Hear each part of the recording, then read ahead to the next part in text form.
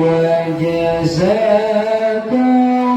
الله خير الجزاء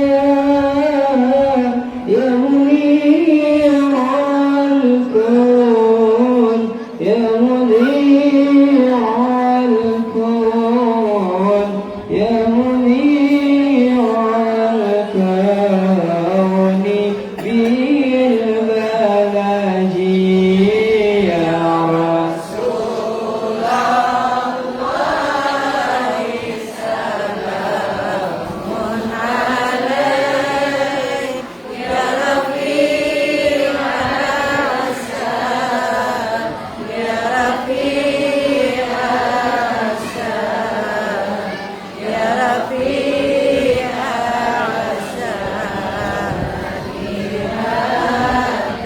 بالبلد كل يوم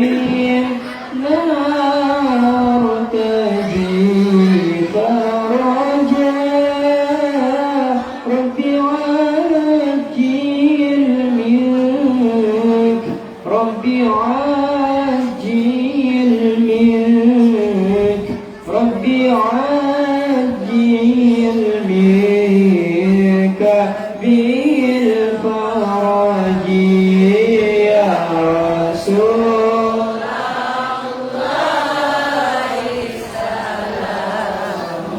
عليك يا رفيع السلام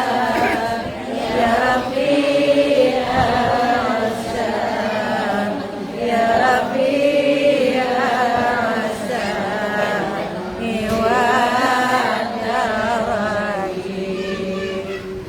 Alhamdulillah, kita sama-sama hari ini, di sore hari ini, dan berkumpul bersama-sama di rumah Allah yang penuh dengan keberkahan ini.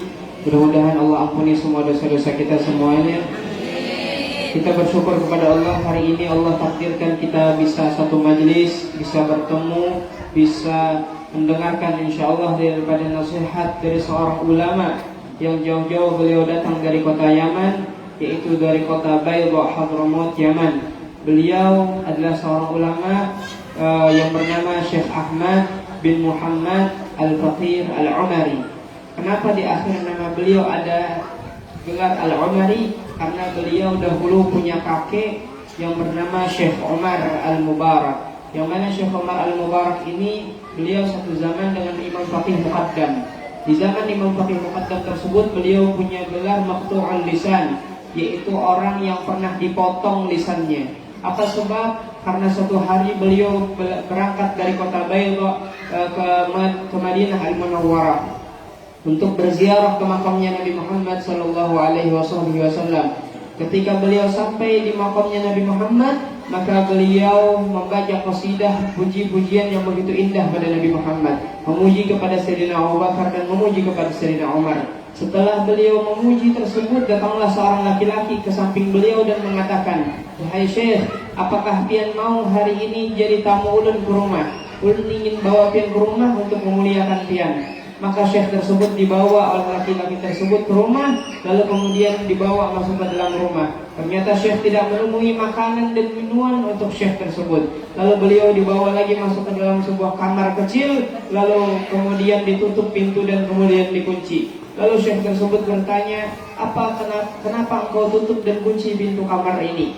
Lalu laki-laki tersebut menjawab, dan sambil mengambil dengan tangan kanannya sebuah pedang yang sangat tajam, dan mengambil dengan tangan kirinya sebuah gunting, lalu mengatakan, "Wahai Syekh, pilih antara dua. Apakah engkau hari ini mau aku bunuh dengan pedang ini, atau aku gunting lisanmu dengan gunting ini? Karena engkau telah berani-berani memuji sahabat-sahabat orang yang sangat benci kepada sahabat-sahabat Nabi Muhammad, di antaranya Sayyidina Abu Bakar dan Sayyidina Umar. Karena engkau memuji dia, maka aku akan bunuh engkau, atau aku gunting lisanmu."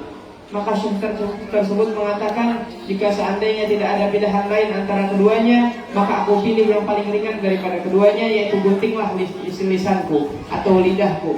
Maka ringkas cerita, wahai hadirin, diguntinglah lisannya Syekh Umar Mubarak, kakek beliau ini, sehingga dan beliau kembali ke makamnya Nabi Muhammad dan beliau adukan hal itu kepada Rasulullah. dan mengatakan kepada Rasulullah dengan hatinya, "Ya Rasulullah, sesungguhnya selama ini aku punya lisan aku gunakan untuk memuji kepada Engkau, membaca salawat, membaca istighfar dan lain sebagainya. Akan tetapi wahai Rasulullah, aku saat ini sudah tidak bisa lagi membaca salawat dan memuji sahabat-sahabatmu yang mulia. Maka tolonglah aku wahai Rasulullah." Maka beliau pun karena terlalu sakit, merasakan sakit yang luar biasa, maka beliau pun tertidur di makamnya Nabi Muhammad.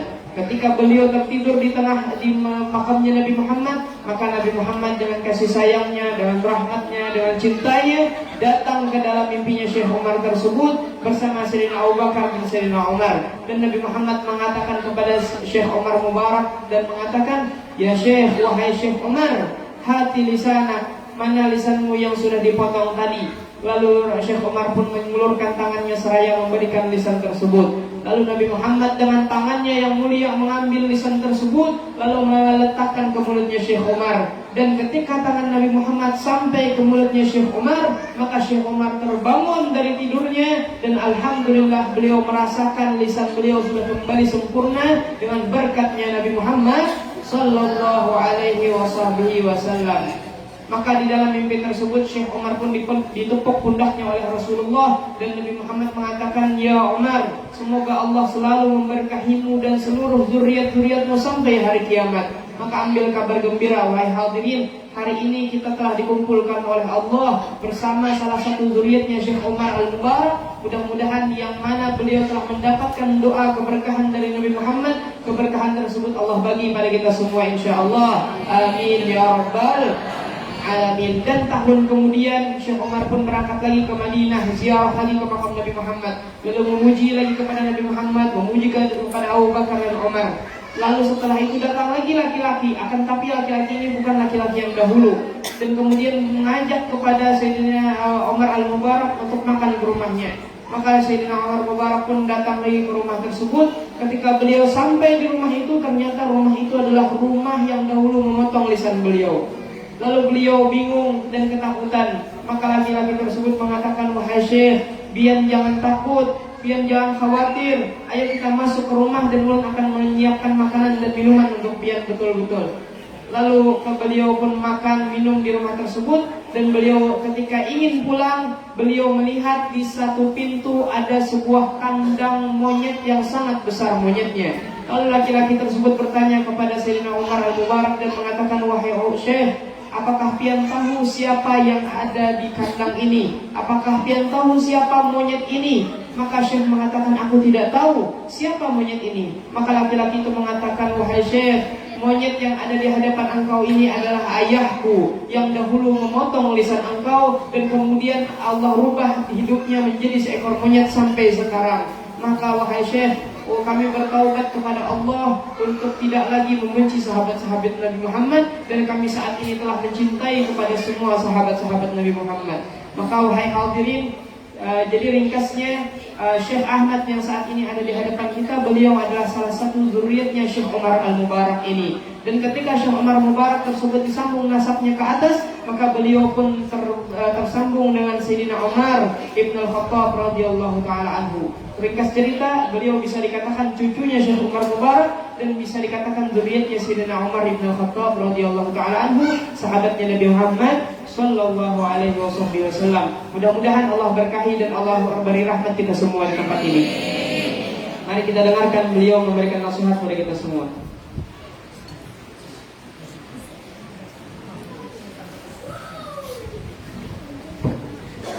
Assalamualaikum warahmatullahi wabarakatuh. Waalaikumsalam warahmatullahi wabarakatuh. Alhamdulillah.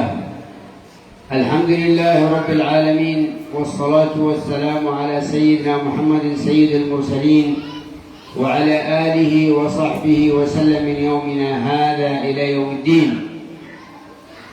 Bismillahirrahmanirrahim.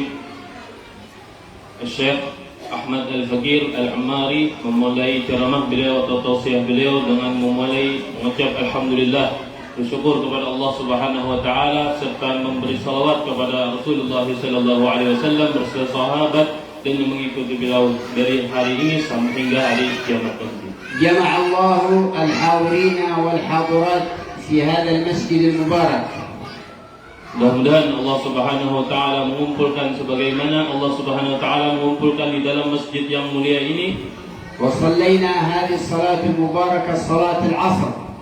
Dan alhamdulillah kita telah salat yang namanya sembahyang asar dengan secara berjamaah. الذي فرضها الله سبحانه وتعالى على كل مسلم ومسلمة. Yang mana sembahyang ini adalah suatu kewajiban bagi kita orang muslim, baik itu muslim laki-laki maupun muslim perempuan. ولا يدخل أحد الجنة وهو مقصر في الصلاة. Dan tidaklah salah seorang dari kita yang tidak melakukan sembahyang kecuali kita tidak akan dimasukkan surga oleh Allah Subhanahu wa ومن taala. حافظ على الصلوات الخمس في جماعة أكرمه الله بحسن الخاتمة. Dan barang siapa yang menjaga akan 5 waktu salatnya, maka ia akan dijaga oleh Allah Subhanahu wa taala daripada keburukan-keburukan yang ada di dalam dunia ini. فيجب على المؤمن وعلى المؤمنة المحافظة على صلاة الجماعة. المرأة إذا لم تستطيع أن تخرج إلى المسجد أن تصلي في البيت جماعة. Maka siogianya lah, hendaknya lah bagi kita semua, walaupun laki-laki ataupun perempuan, hendaknya lah kita menjaga yang namanya salat berjamaah dalam 5 waktu. Apalagi kepada perempuan, apabila ia tidak bisa melakukan salat berjamaah, maka ia hendaklah berjamaah di dalam rumahnya saja. لأن النبي عليه الصلاة والسلام يخبرنا ويحثنا ويقول صلاة الجماعة أفضل من صلاة الفرد ب27 درجة. Karena Rasulullah SAW mengatakan di dalam hadisnya, salat berjamaah itu lebih baik daripada salat sendiri dengan 27 derajat. وجاء في الحديث وهذا الحديث خاصة للنساء يقول عليه الصلاة والسلام إذا صلت المرأة فرضها.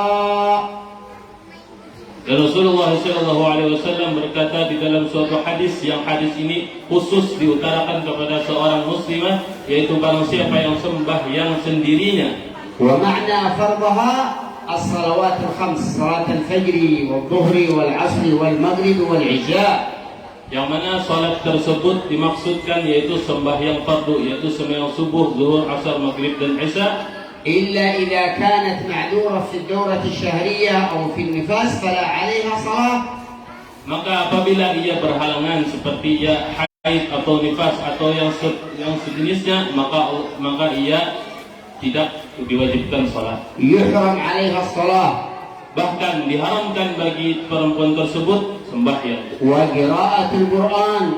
Dan diharamkan pula membaca Al-Quran. والحضور إلى المسجد. Dan hadir di dalam masjid. وقراءة القرآن. Dan membaca Al-Quran. ومس القرآن العظيم. Dan menyentuhnya, yaitu Al-Quran. هذا يحرم على المرأة إذا كانت حائضا أو نفساء. Itu diharamkan kepada perempuan yang lagi haid dan lagi nifas. فإذا صلت المرأة فرضها وصامت شهرها. ومعنى شهرها شهر رمضان المبارك. Dan barang siapa dari perempuan yang mengerjakan salat fardunya dan puasa, yaitu puasa bulan Ramadan maksudnya, فرض الله علينا سبحانه وتعالى في السنة شهر واحد للصيام. فرض الله على المسلم صيام شهر رمضان. nah maka diwajibkan kepada perempuan khususnya diwajibkan untuk berpuasa bulan Ramadan mengqadha. وإذا أطاعت المرأة زوجها دخلت الجنة. Maka apabila seorang perempuan taat kepada suaminya, maka diwajibkan kepadanya yaitu surga. 4 أشياء إذا عملتها المرأة تدخل الجنة. Ada 4 yang membuat seseorang perempuan, seseorang wanita yang membuat ia masuk surganya Allah Subhanahu wa taala. وفي رواية 5 خصال إذا عملتها المرأة دخلت الجنة. Dan di dalam satu riwayat bahkan ada 5 perkara yang membuat seorang wanita atau seorang perempuan memasuki akan surganya Allah Subhanahu wa taala. إذا صلت الفرض وصامت الشهر وأطاعت الزوج وحفظت الفرج دخلت الجنة بسلام. Apabila ia mengerjakan salat 5 waktunya, apabila ia mengerjakan puasa Ramadannya, dan apabila ia menjaga kemaluannya dan ia taat kepada suaminya, maka ia diwajibkan Allah Subhanahu wa taala untuk memasukinya surga Allah. ويجب على المرأة أن تطيع زوجها ولا تعصيه. Dan wajib atas perempuan bahwa ia mentaati yang namanya suaminya. إذا صلت وزوجها ليس راضي عنها فالله ليس راضي عنها سبحانه وتعالى. إذا صلت وزوجها زعلان عليها بأمور الدنيا. Dan apabila perempuan ini sembahyang dan suaminya bekerja, maka ia mendoakan kepada suaminya. ويقول عليه الصلاة والسلام إذا باتت المرأة وزوجها عليها ساخط فبات تلعنها الملائكة حتى يرضى عليها زوجها. Maka apabila seorang perempuan dimurkai oleh suaminya sampai malam hari, kecuali malaikat tidak ridha kepadanya. المرأة لا تخرج إلى السوق ولا تخرج إلى المسجد إلا بإذن زوجها. Seseorang perempuan tidaklah ia pergi ke pasar, tidaklah ia pergi ke masjid kecuali dengan izin suaminya. الله يقول الرجال قوامون على النساء. Allah Subhanahu wa taala berfirman, laki-laki adalah pemimpinnya seorang wanita. وفي آخر الزمان النساء قوامات على الرجال. Tetapi di akhir zaman ini adalah perempuan yang jadi pimpinan laki-laki. المرأة هي التي تأمر، الزوج خلاص مسكين لا يتكلم. هذا من علامة آخر الزمان. Alamat akhir zaman sekarang terbalik ujar kita, bahwasanya perempuan yang bisa menyuruh lakian. تقول هي المرأة هي الرئيسة في البيت والرجل مسكين خلاص. Akhir zaman ini perempuan sekarang yang jadi raja di dalam rumahnya. وهذا مخالف لشريعة رسول الله. Dan ini ialah sesuatu yang bertentangan dengan sunnahnya Rasulullah Sallallahu Alaihi Wasallam. جاء في الحديث أن من الثلاثة الذي لا ترتفع صلاتهم فوق رؤوسهم شبرا، قال ورجل أو امرأة باتت وزوجها عليها ساخط. Dan ada di dalam hadis disebutkan bahwasanya tidaklah diterima salatnya seorang laki-laki atau perempuan yang mana perempuan ini membuat suaminya marah kecuali ia tidak diterima salatnya walaupun sejengkal. وقال عليه الصلاة والسلام لو أمرت أحد أن يسجد لأحد لأمرت المرأة أن تسجد لزوجها.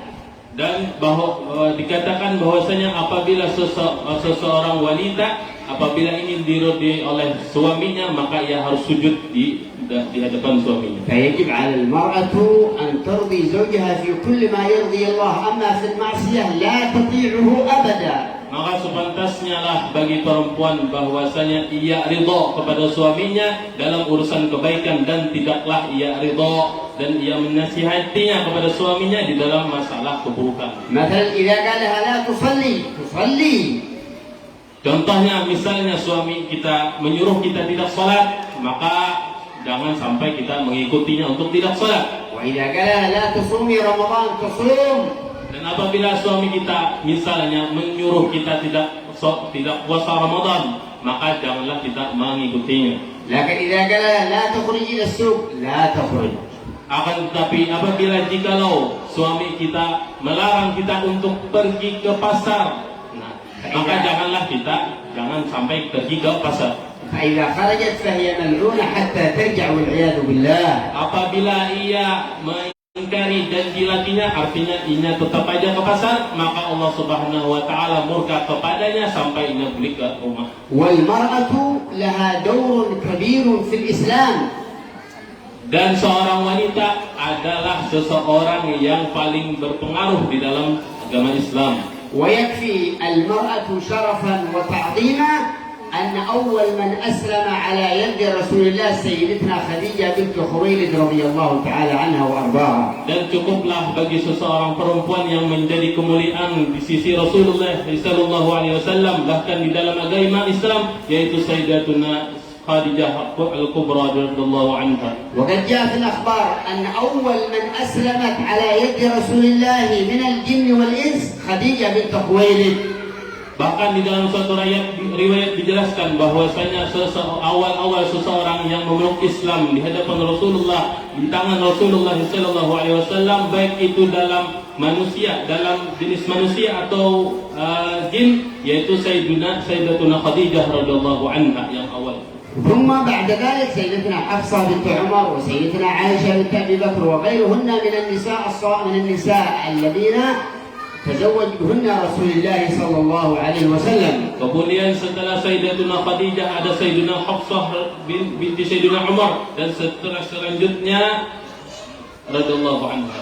وكذلك تقول لك القدوة فاطمة بنت رسول الله، فاطمة الزهراء تقول لك قدوة. Dan jadikanlah Sayyidatuna Fatimah Az-Zahra menjadi panutan semua kita, khususnya kepada perempuan. فإن من حب فاطمة وحب أبيها حشرها الله في زبر فاطمة يوم القيامة.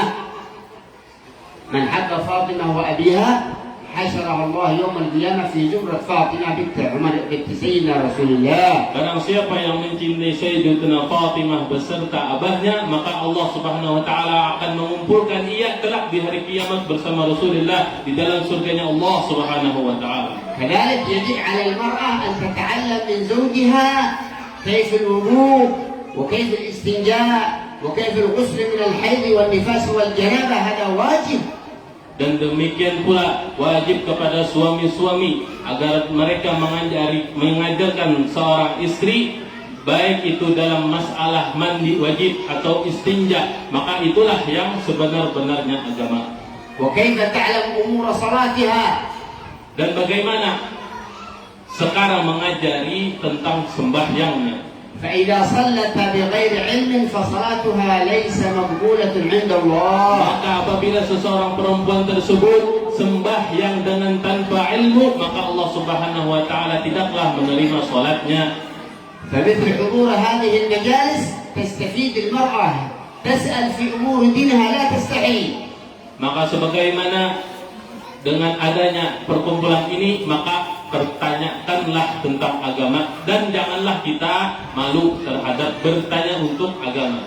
وهذه المجالس تتنور بها القلوب إن شاء الله. Dan dengan berkat majlis ini, insya Allah Allah Subhanahu wa taala menyinari kita, menyinari hati-hati kita dengan nurnya Allah Subhanahu wa taala. ويغفر الله بها الذنوب. Dan mudah-mudahan Allah dengan hadirnya kita di majlis ilmi, Allah Subhanahu wa taala mengampuni dosa-dosa kita. ويزداد بها الإيمان. Dan Allah Subhanahu wa taala dengan majlis inilah menambah iman-iman kita. هذه هي مجالس الإيمان. Inilah yang dinamakan majlis-majlis iman. إذا حضر الرجل أو حضرت المرأة ونوت الاعتكاف في المسجد ونوت حضور مجلس علم يعطيها الله من الأجر ما لا يخطر بعقلها. Apabila seorang dari laki-laki atau perempuan yang mana ia hadir di dalam masjid dan ia berniat i'tikaf, maka Allah Subhanahu wa taala memberikannya pahala yang berlipat-lipat ganda yang tak terkira. وينبغي أن يكون الأفضل أن يكون للنساء ولو يوم في الأسبوع يتعلمين فيهن أمور دينهن. Dan seyogianya lah, sepantasnya lah bagi seseorang perempuan walaupun seminggu sekali ia hadir dalam majlis ilmu. لكي تستفيد وتفيد إن شاء الله. Untuk dirinya mengambil faedah dari majlis tersebut dan ia memberi faedah kepada orang lain. الحمد لله يكفينا أن نخرج من هذا المسجد المبارك إن شاء الله أن الله يقول قوموا قد بدلت سيئاتكم حسنات. Dan cukuplah kita berada di majlis ilmu ini, tidaklah kita keluar dari majlis ilmu ini kecuali Allah Subhanahu wa taala berkata, berdirilah maka segala dosa-dosa kalian akan kuampuni. وجاء في الحديث عن جد الحسن نبينا محمد صلوا على محمد أن حضور مجلس علم أفضل من صلاة 1000 ركعة. Dan berkata Rasulullah SAW di dalam keutamaan majlis ilmu bahwasanya hudur majlis ilmi, hadirnya kita di dalam majlis ilmi itu lebih baik daripada salat 1000 rakaat. وتشييع 1000 جنازة. Dan kita menghadiri 1000 jenazah. وعيادة 1000 مريض.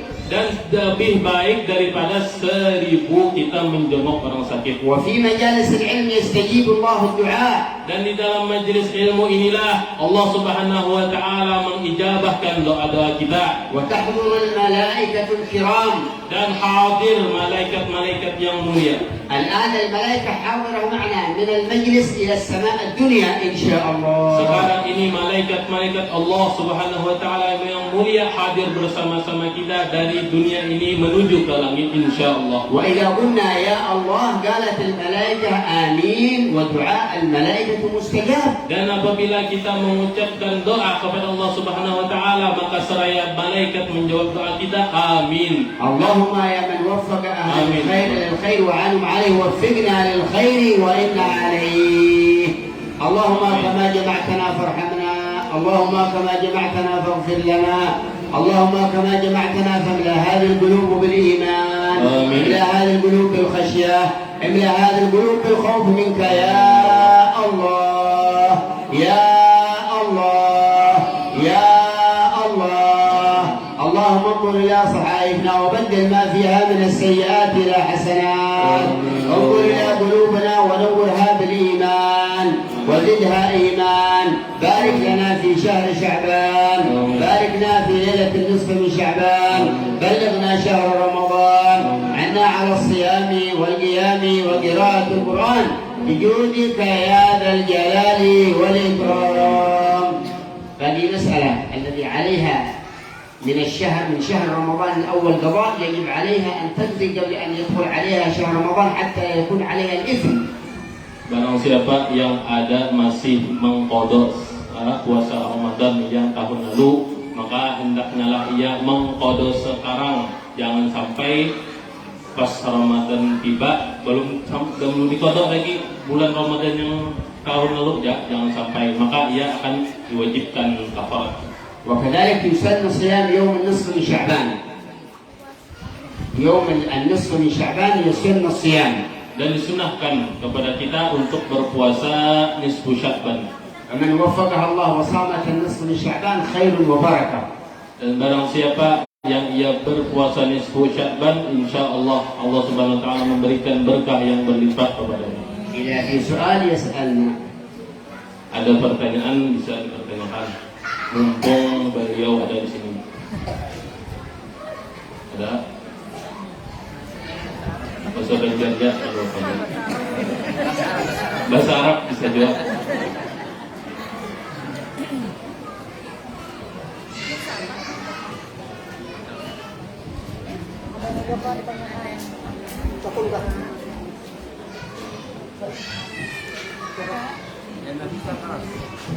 Enggak ada yang bertakun langsung. Bahasa Arab.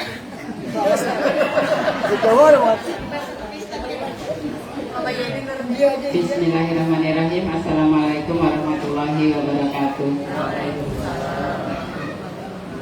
Izin kita menanyakan tentang kaum perempuan.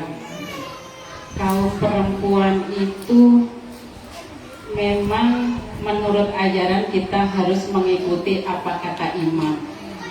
Tapi ternyata di lapangannya, keadaan yang sebenarnya perempuan yang dijadikan imam dalam hal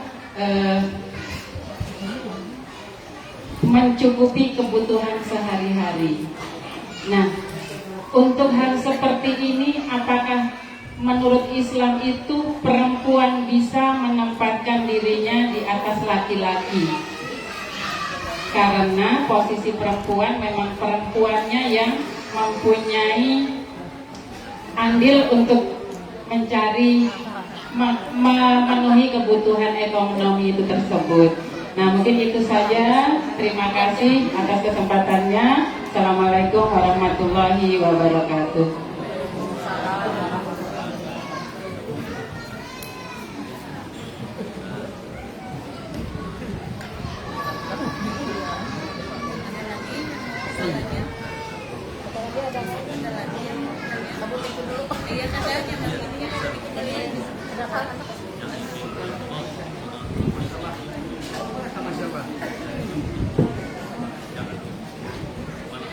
بالنسبة لهذا قد تكون بعض النساء أفضل من الرجال في العبادة حقيقة. قد تكون بعض النساء أفضل من الرجال، كما عندنا في العرب بعض النساء تصوم رجب وشعبان ورمضان، ونحن الرجال ما لسنا نستطيع.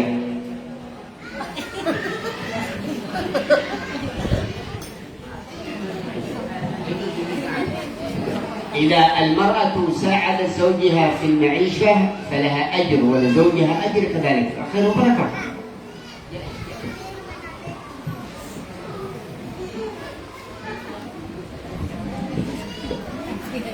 Ini tadi pertanyaannya tentang perempuan sempat mencari nafkah kan, membantu lakinya mencari nafkah supaya berhasil. Kata Syekh, apabila perempuan bisa membantu suaminya dalam mencari nafkah dengan niat meringankan suaminya dan membantu suaminya, ini adalah kebaikan dan pahala yang besar yang didapati oleh perempuan tersebut, dan suaminya pun dapat pahalanya. Masya Allah. Ada lagi pertanyaan? Mungkin jelas kan? Jelas ya? Lagi kan? Ya. Jelas. Sekali pertanyaan lagi lah. Assalamualaikum warahmatullahi wabarakatuh. Ini pertanyaan mungkin yang nggak langsung di akal.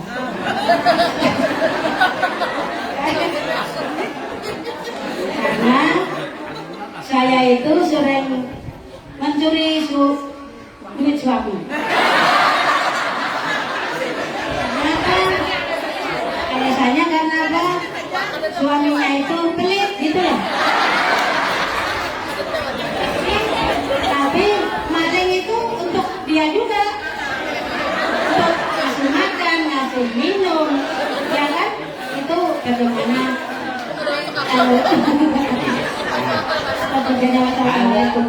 والعياذ بالله البخيل بعيد من الله، بعيد من الجنة، قريب من النار، ولا يدخل الجنة بخيل. Jadi orang bakhil itu jauh dari surga.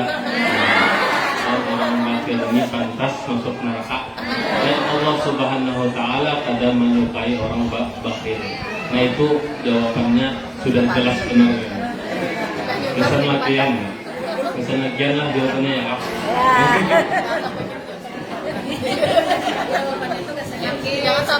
إذا كان زوجها بخيلا وتأخذ من النقود بدون أن يشعر فهو جائز، لأنها تريد أن تأكل أولادها. Yang kayak tadi, gawian kayak tadi boleh-boleh aja. Tetapi ini gawian karena gasan mau keluarga juga kayak anak. Mau kada mau kita ambil. Ini ngarannya mengambil, lain maling. Maling itu lain hak. Allah alam. Man mengambil duit laki itu sekadar keperluan aja, magasan makan, mau ada mau harus mengambil. Nah itu kan apa itu? Apa ngambil lebihan? Boleh maling kan? Allah alam besok. اللهم صل وسلم على سيدنا محمد وعلى اله وصحبه. اللهم اجعل اجتماعنا اجتماعا مرحوما وتفرقنا من بعده تفرقا معصوما، ولا تجعل فينا ولا معنا شقيا ولا محروما. اللهم بارك لنا في شهر شعبان وبلغنا شهر رمضان وعنا على الصيام والقيام وقراءة القرآن، واجمع هؤلاء النساء الطاهرات مع فاطمة الزهراء وخديجة الكبرى وعائشة الرضا، واجمعنا والحاضرين بحبيبنا محمد المصطفى، واسقنا من يده الشريفة شربة هنيئة لا نظمأ بعدها أبدا يا ذا الجلال والإكرام يا ذا الجود والإنعام. انظر إلينا في هذه الساعة المباركة، ألا يالله بنظرة من العين الرحيمة تداوي ما بنا من أمراض سليمة، ألا يالله بنظرة من العين الرحيمة تداوي ما بنا من أمراض سليمة، ألا يالله بنظرة من العين الرحيمة تداوي كل ما بنا من أمراض سليمة. يا تواب تب علينا وارحمنا وانظر إلينا، يا تواب تب علينا وارحمنا وانظر إلينا، يا تواب يا تواب يا تواب تب علينا وارحمنا وانظر إلينا، واجعلنا من التائبين ومن العابدين، واجعلنا من الزاهدين، واجعلنا من الأسقياء، وجنبنا البخل والبخلاء يا أرحم الراحمين بسر الفاتحة.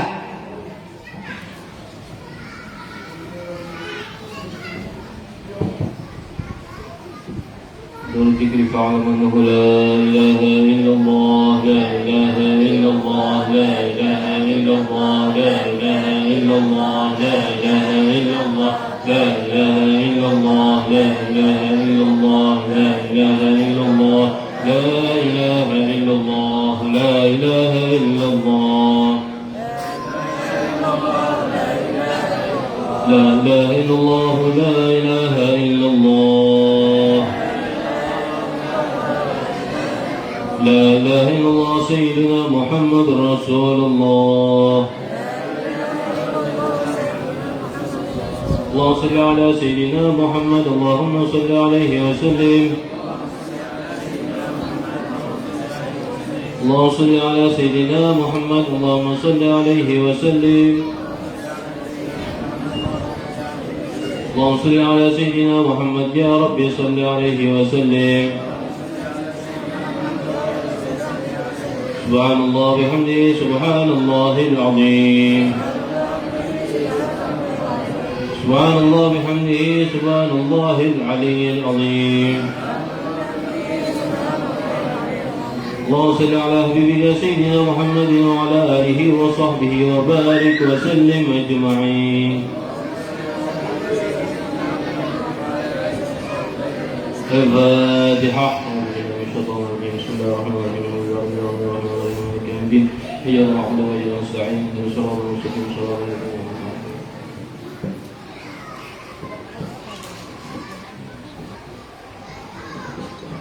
آمين آمين يا رب العالمين يا رحمن الرحيم الحمد لله رب العالمين اللهم صل وسلم وبارك على سيدنا محمد وعلى آله وصحبه أجمعين اللهم صل على سيدنا محمد الأرواح وسلم الأجساد وأمره بالقبور وعلى سيد الأسماء وسورته بسور وعلى آله وصحبه وسلم اللهم إنك تعلم أسرارنا وعلانينا تقبل معذرتنا وتعلم حاجاتنا وتعلم سورنا وتعلم عافيتنا وتغفر لنا ذنوبنا اللهم اكفك رقابنا ورقاب آبائنا وأمهاتنا وأولادنا وأهل بيتنا من النار يا ذا الجود والكرم والمن والعطاء والإحسان اللهم اجعل وأطيع وتقبل ذنوبنا وقرأناهم قرآن مبين وقلنا نقول لا إله إلا الله وسبحانه ونغفر به وما عملنا من الخيرات اللهم صل على النبي صلى الله عليه وسلم في هذا المسجد المبارك هدية واصلة نازلة متقبلة نقدم صلاتك اللهم سيدنا وحبيبنا رسول الله محمد بن عبد الله صاحب شفاعة العظمى عند الله ثم إلى الآن الصحابة والقرابة والتابعين والتابعين بإحسان يوم الدين ثم إلى الأربعة الأئمة المجتهدين وقلبهم في الدين والعلماء العاملين والفقهاء والمحدثين والقراء والمفسرين والفلاسفين والمحققين والتابعين بإحسان ويوم الدين ثم إلى المعنى والشريك والبكي جنب الجامع والمسلمين والمسلمات المسلمات والمؤمنين برحمتك يا أرحم الراحمين ثم إلى آبائنا وأمهاتنا وجدنا وأهلنا وقرابتنا ونخص هؤلاء من أنفق عنهم أموالهم بهذا المسجد المبارك أوصل الله صوتك منا إليهم واجعل نورا يسعى ويتلألأ بين أيديهم اللهم اغفر لهم وارحمهم وعافهم واعف عنهم اللهم اكرم نزلهم وسم مدخلهم اللهم اجعل قبورهم روضة من رياض الجنة ولا تجعل قبورهم حفرة من حفرة النيران اللهم أنزل الرحمة والنعمة والشفاء والمغفرة علينا وعلى أرواحهم وعلى جميع القبور المسلمين والمسلمات برحمتك يا أرحم الراحمين اللهم مغفرتك أوسع من ذنوبنا ورحمتك أرجى من أعمالنا اللهم مغفرتك أوسع من ذنوبنا ورحمتك أرجى من أعمالنا اللهم مغفرتك أوسع من ذنوبنا ورحمتك أرجى من أعمالنا ربنا اغفر لنا ولإخواننا الذين سبقونا بالإيمان ولا تجعل في قلوبنا غلا للذين آمنوا ربنا إنك رؤوف رحيم ربنا تقبل منا إنك أنت السميع وتب علينا إنك أنت التواب الرحيم يا ربنا واجمعنا وأحببا لنا في دارك الفردوس يا رجوانا يا ربنا واجمعنا وأحببا لنا في دارك الفردوس الأعلى يا رجوانا يا رب المصطفى بلغ مقاصدنا واغفر لنا ما ضيع واسع القلم رب فاجعل مجتمعنا غاية الختام واقم الأرواح منا باللقاء الأنام واقم المختار عنا من صلاة والسلام وبالمختار عن الصلاة والسلام يا مولانا يا مجيب يا حاضرا لا يغيب توصلنا إليك بالخير تقضينا حاجاتنا والحاضرين المسلمين الغريب يا مطلع علينا فوتنا الأمر إليك لا ومن بغى علينا لا نشكو إلا إليك يا عالم بكل علوم يا سامع دعاء المظلوم لا تجعل في مجلسنا في حضرتنا شقيا ولا محروم ربنا آتنا في الدنيا حسنة وفي الآخرة حسنة وقنا عذاب النار صلى الله على سيدنا محمد وعلى آله وصحبه وسلم سبحان ربك رب العزة عما يصفون وسلام على المرسلين والحمد لله رب العالمين تقبل الله منكم.